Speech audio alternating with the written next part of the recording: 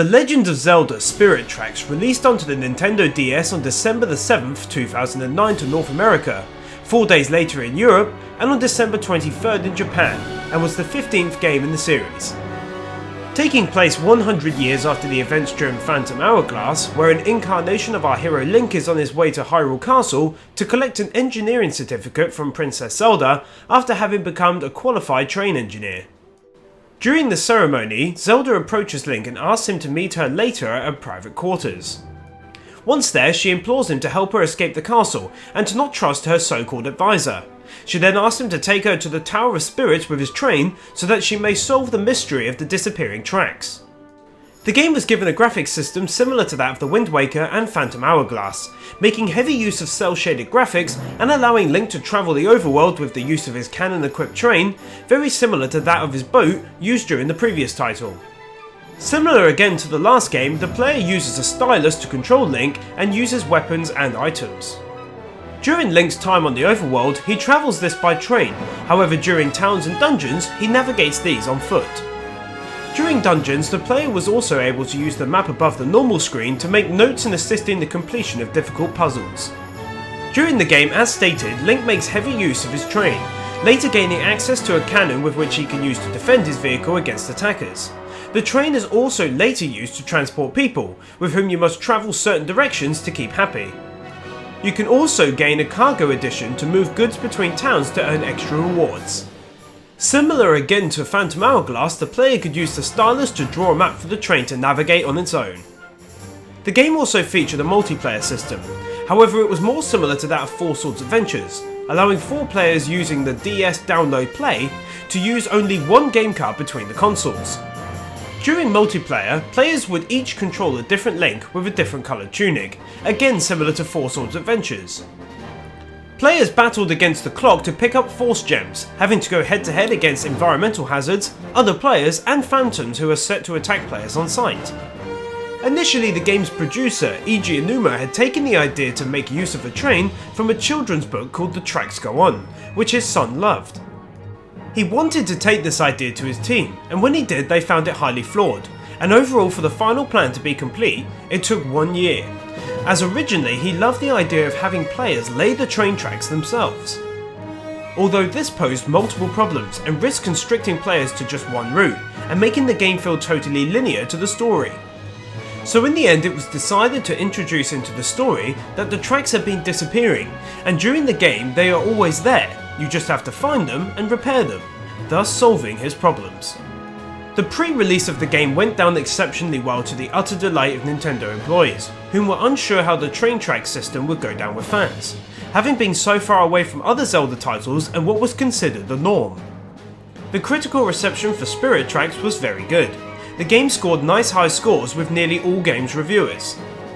Most reviewers gave mention to how similar the game was to Phantom Hourglass, but were still quick to give the developers praise for solving every main problem that the previous title suffered from.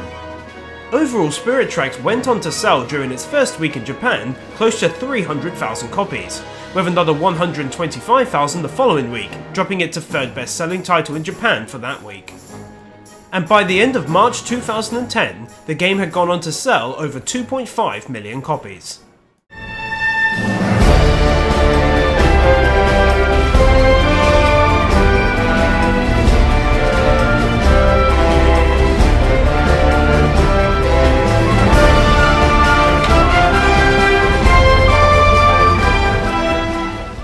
Released onto the Nintendo Wii during November 2011, The Legend of Zelda Skyward Sword was the 16th title in the franchise.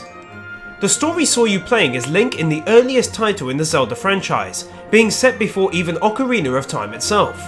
During the game you battle against evil forces in an attempt to save your best childhood friend Zelda, who was swept to the land below the clouds by demonic forces. Initial gameplay was similar to that of other titles, with Link making use of a sword and shield with additional items such as the claw, bow and arrow and bombs becoming available later on during the story. However, this title allowed for Link to make use of previously unseen items, including the whip and a robotic flying beetle used to gain access to areas Link couldn't reach beforehand.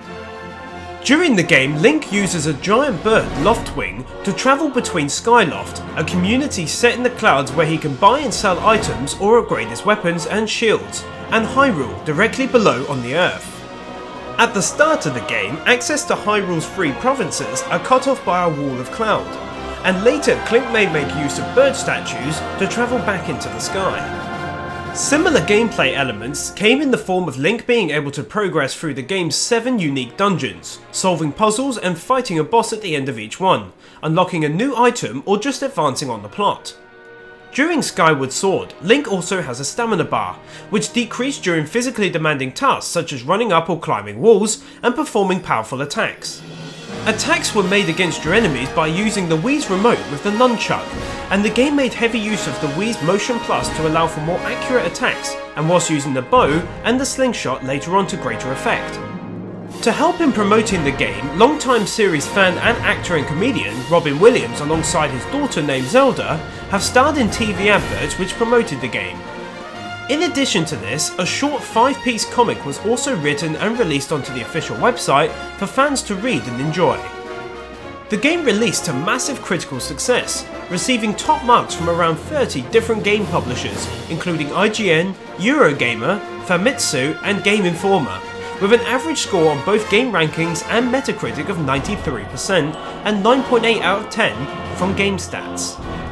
IGN praised the game's motion controls and stated that it was the greatest Zelda game ever created. Overall, the game sold incredibly well, selling nearly 200,000 copies in its first week, with nearly 3.5 million sold as of December 2011, with Nintendo of America's president stating it was the fastest selling game in the history of the Zelda franchise. So there we have it, all of the main Zelda titles' history covered. I hope that all of you have enjoyed this series, as it took a very long time to put it all together. And remember that so long as there is always a princess in need and a strong hero in green to come to the rescue, we shall return to witness more gaming perfection again and again in the future. Well guys, for now that's all from me. Be sure to subscribe for more awesome content and to follow me on Twitter to catch up with me. And as always, it is the Honest Gamer here, and happy gaming.